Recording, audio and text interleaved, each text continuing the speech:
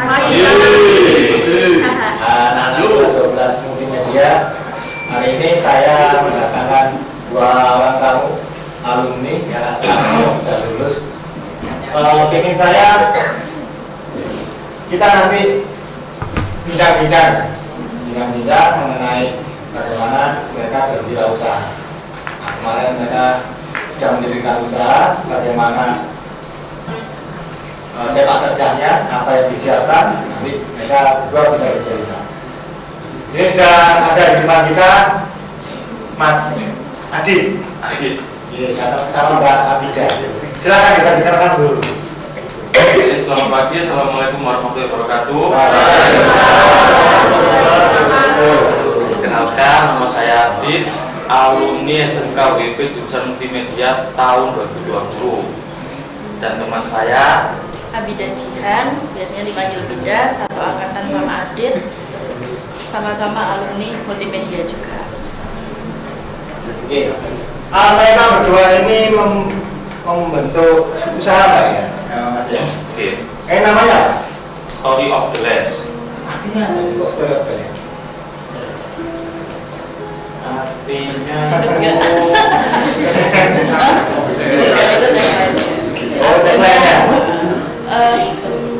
Story of the Lens itu artinya cerita dari lensa sebenarnya. Awalnya mungkin syuting atau foto ya, gitu ya kegiatannya. Semuanya apa? Dikemas ya. Diambil semuanya dipakai kamera gitu. Jadi kita nangkepinnya pakai udah ceritanya dari lensa aja.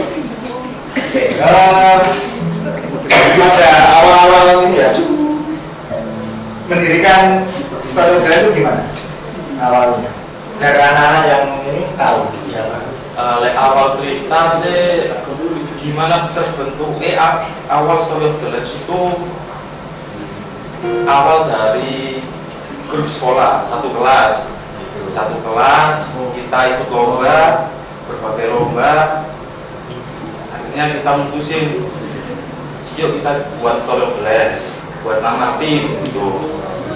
Awal kan buat ajang lomba awalnya, habis itu lulus sekolah niatnya emang lebih fokus lagi gimana sih cara ngembangin Story of the Lens ini biar gak percuma gitu. Berarti awal dari sekolah grup satu kelas, akhirnya lulus sekolah kita kembangin lagi. Ini berarti kita mau kemana sih? Mau terjun kemana Story of the Lens itu? Nanti awal Story of the Lens itu ya terbentuknya dari tim masih zaman sekolah gitu. Dalam mendirikan awal-awal itu apa saja yang dibutuhkan? Apa yang dibutuhkan dalam awal membuka usaha? Yang satu sih ya benar uang, terus itu mental, komitmen, sama konsisten. Kayaknya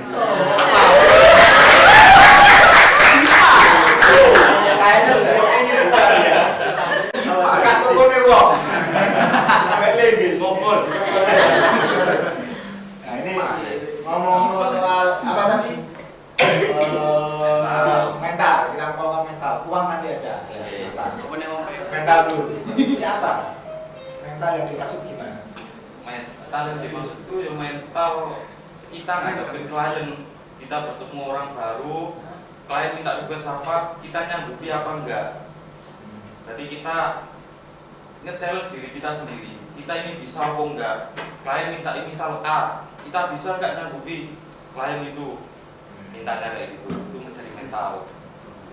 Terus satunya tadi Konsisten ya apa ya? Ya konsisten. Konsisten itu ya wis kita dalam usaha kan nggak selalu mesti di atas terus, mesti kan ada di atas, kadang ada titik di bawah. Ya kayak itu kemarin pandemi. Nah, aku kan awal lulus 2020, aku langsung buka usaha kan di 2020. Pandemi masuk, aku awal mulai tuh nggak fokus di foto wedding. Aku kan foto wedding, foto video wedding. Ini di rumah. Di rumah. Aku awal itu fokus di foto produk.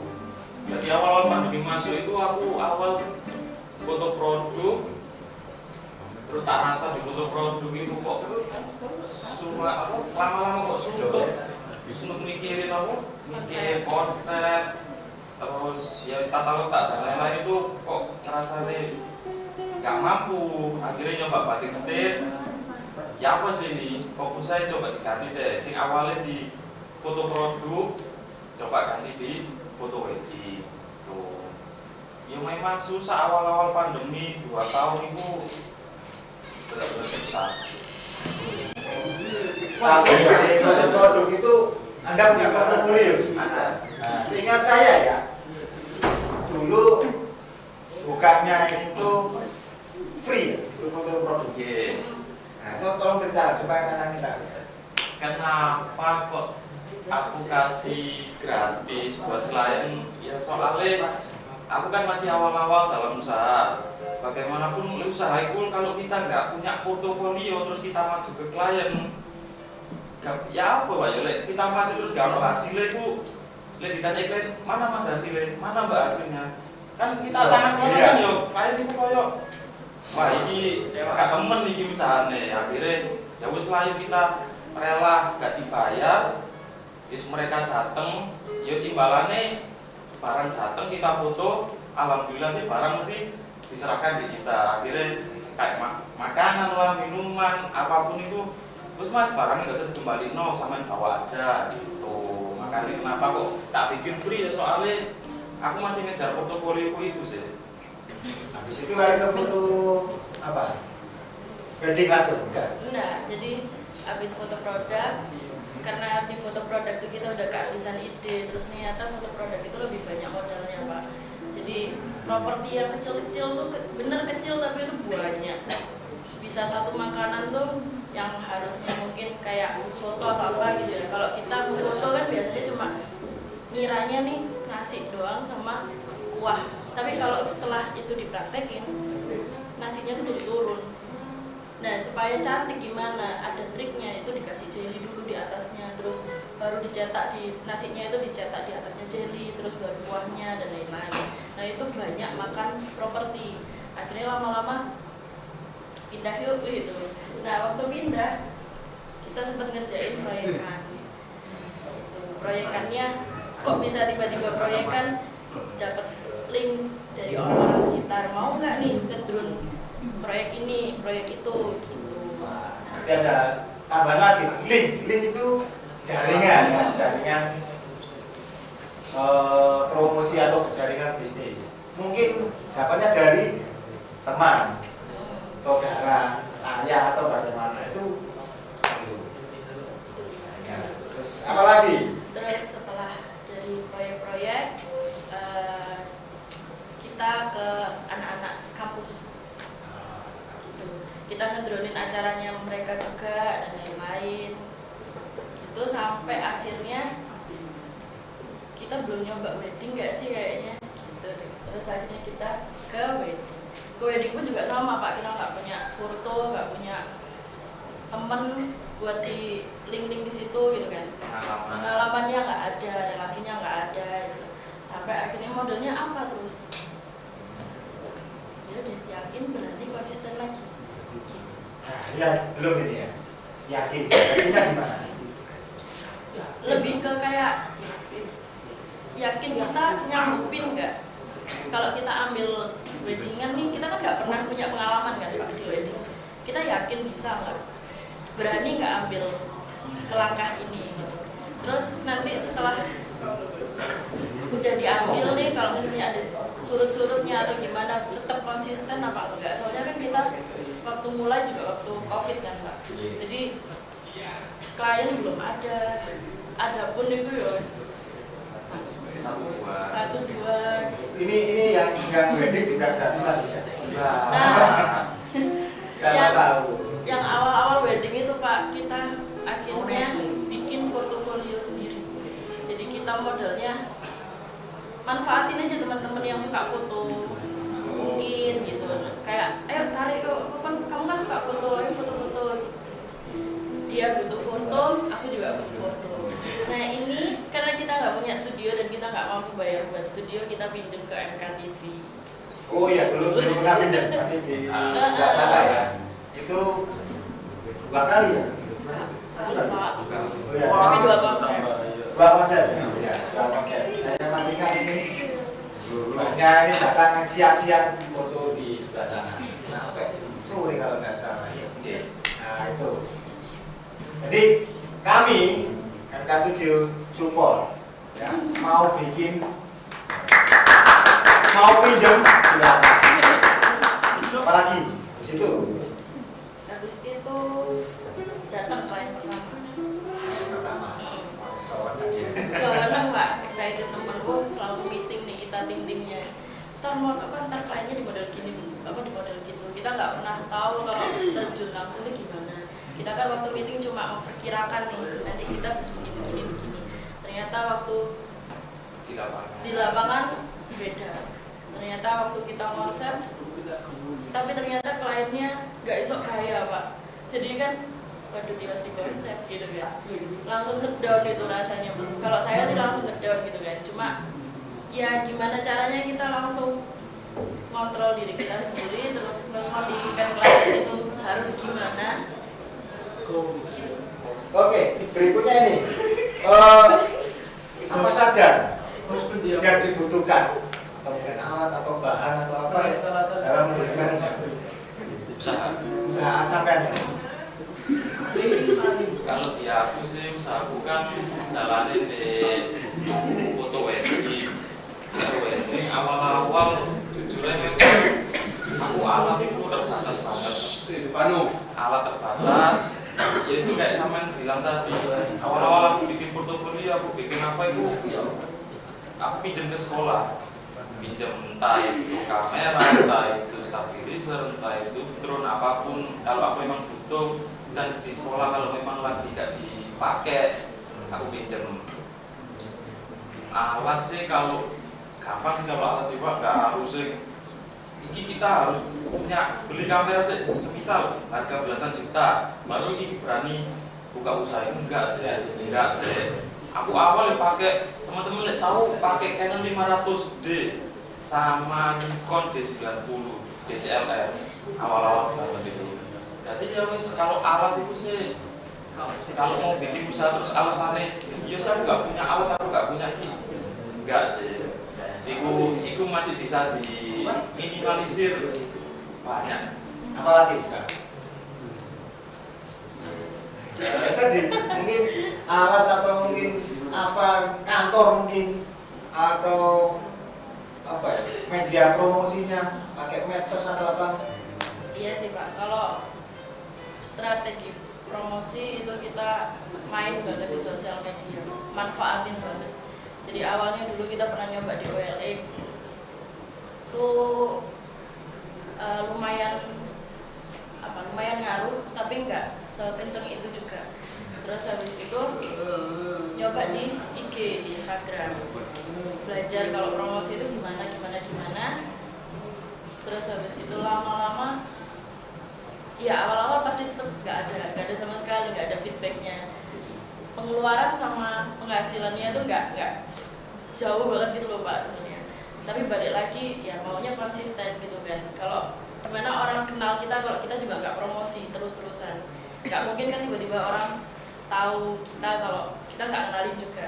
Jadi harus lebih banyak keluar ke promosinya sih daripada ke barang-barangnya, mungkin ke alat-alatnya. Kalau bisa diminimalisir, minim gitu. Nah ini progresnya ya, dari tahun 2020 baru cuma 6 tahun 6 ya.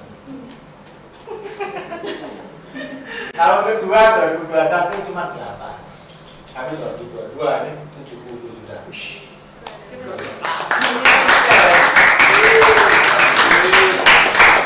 Ada satu hal yang penting juga, membaca peluang. Nah, misalkan ini cocok ini, tapi seperti tadi, ini cocok untuk jadikan usaha. Peluangnya di mana? Atau membaca peluang, misalkan, oh ini pasangan harus jadi klien saya. Bagaimana caranya? peluang dalam usaha. Ya. Kalau Membaca peluangnya ya. membaca peluangku, lek tak rasa sih kalau aku jalan di wedding, foto wedding itu, ya teman-teman tahu lah. Orang nikah itu sampai tahun berapapun itu mesti ada terus gitu loh, nggak orang mati ya gitu loh. Cuma Ini nggak tahu kau ini. Kemarin di sini ada 4 sekaligus akad nikah. Ya, Nikah sudah menikah di sini. jadi gitu sih, lek menurutku aku kenapa kok terjun di foto video weddingku, aku lihat peluang itu ya itu Besar ya. lumayan sih, soalnya kalau dihitung dalam jangka panjang itu ini kayaknya nggak ada habisnya deh. Wedding orang mantenan itu teman-teman lek tahu yo saben banyak lah pokoknya bertahun itu ada terus gitu loh Pak peluangnya. Gimana cara pitching ke klien biar bisa tembus? Iya, itu kan salah satu ini kita mengorek. Gimana ya? Ya kalau dari tim startup diriku sih ada apa ya? Ada paten sendiri gitu loh Pak. Berarti kita fokus ini nanti arahnya mau berkonsep kayak apa. Semisal kan di dunia wedding kalau lagi foto video itu kan persaingan sih banyak loh Pak. Dan macam-macam jenisnya, modelnya, apalagi tone warna dan apapun itu kan macam-macam. Lah, ya apa caranya kita ini buka gebrakan baru.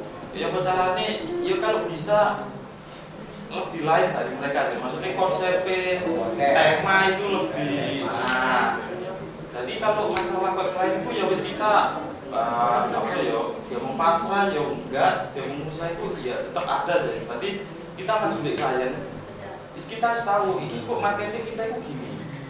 Jadi kalau itu sadar marketing sendiri-sendiri gitu Pak. Ya kok cara di pitching, ya kok cara nggak dimaju di klien itu, rasa sadar marketing sendiri gitu. Nanti saya kembalikan ke teman-teman audiens ini ya, ada 12. Ada pertanyaan nggak?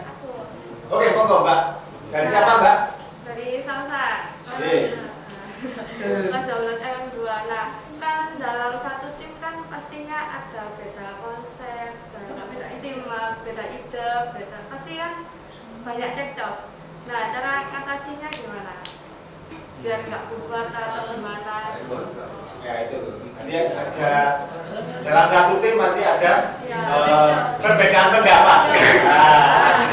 Baik, ya tidak sehati. Kalau sehati ya langsung kayak budal. Gimana Mas?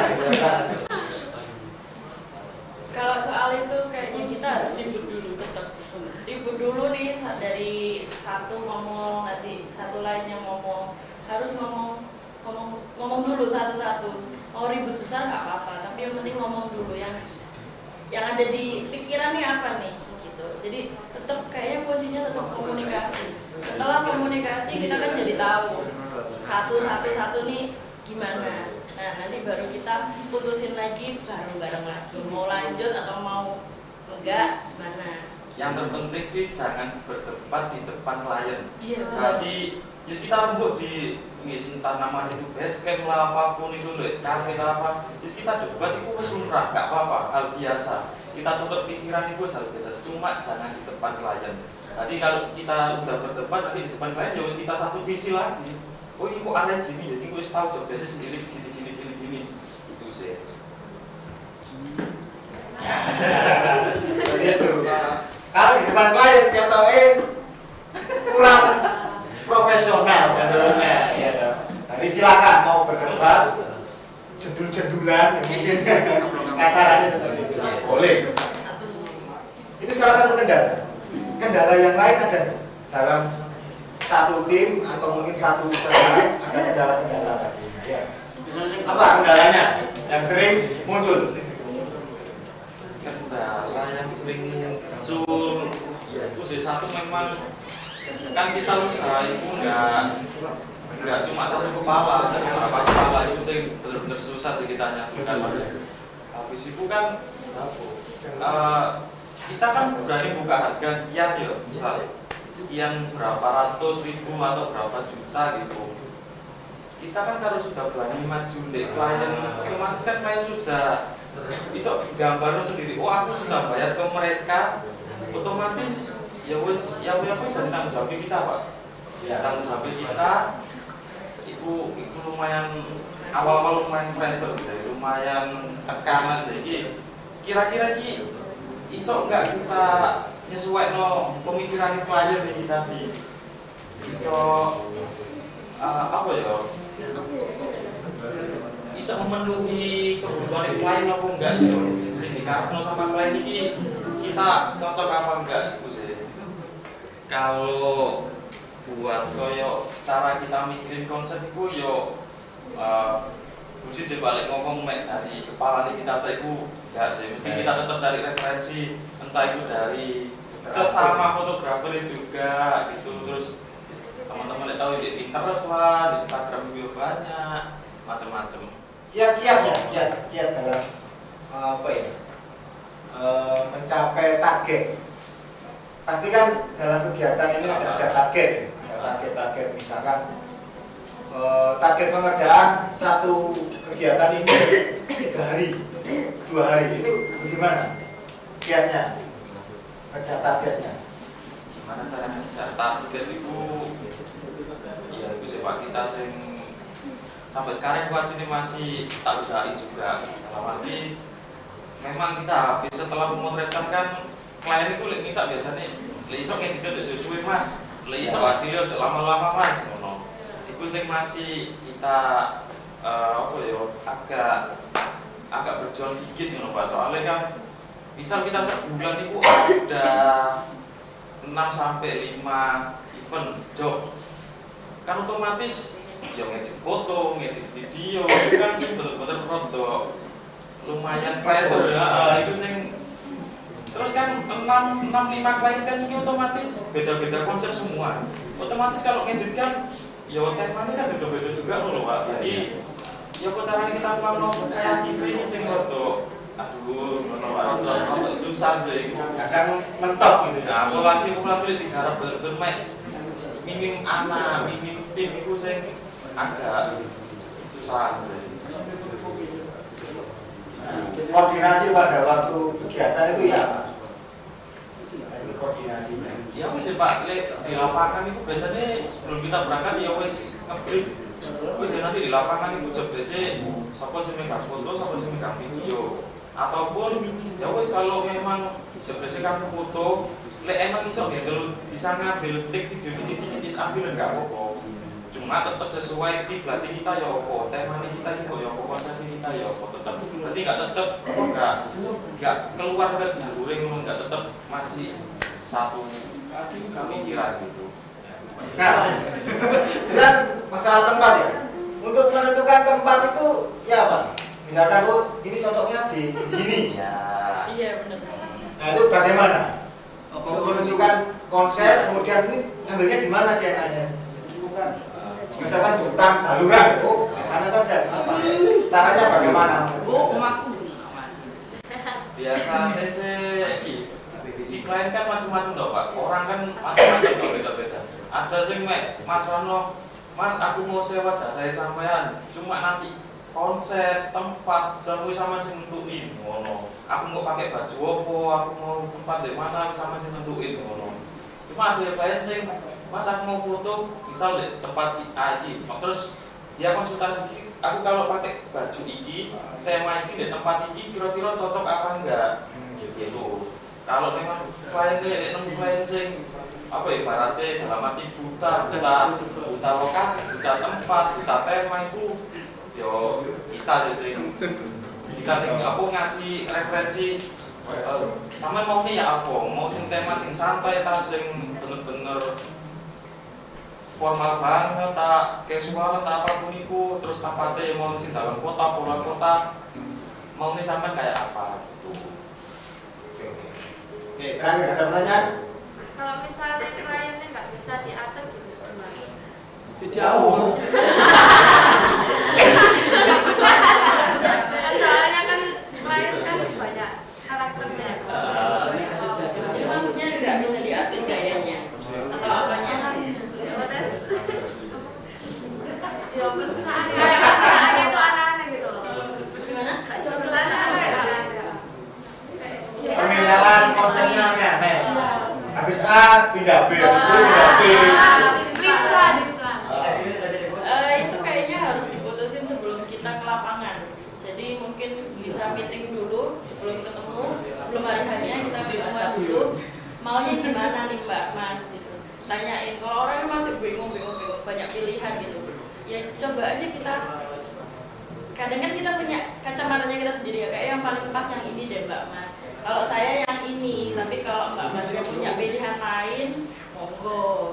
Gitu. Biasanya sih klien tuh percaya sama kita. Soalnya nggak mungkin kita lihat debat itu pas pemotretan pas hari di lapangan tuh nggak mungkin, dan mesti mereka lihat mau apa nuangkan ide itu mesti sebelum pemotretan. Entah hamil berapa kita meeting itu, Mas aku minta beberapa konsep yo. Kira-kira ini masih masuk apa enggak, masih cocok apa enggak. Maksudnya mereka misal ada 2 konsep, ada 2 tema, kan otomatis dijadiin satu video, kan disambungin. Itu cocok apa enggak kira-kira? Itu konsultasi sebelum harian di lapangan. Berarti kita nggak mungkin moro-moro di lapangan. Mas, aku mau foto di daerah kene. Misal pertama foto di Food Johnson, moro-moro pindah di Malang kono. Itu enggak sih. Tidak bisa ganti haluan kalau sudah hari ini. Berarti tetap briefingnya itu ya sebelum pemotretan itu. Tetap ada meeting, tetap ada technical meeting. Saya ucapkan selamat. Buka bahasa. Lucu banget ya Mas Nyarek. Selamat bertemu lagi dalam Semoga. kegiatan Berikutnya. ya semoga ya. Ketemu lagi di event berikutnya dan tetap kreatif. Ya. Salam kreatif. Oke.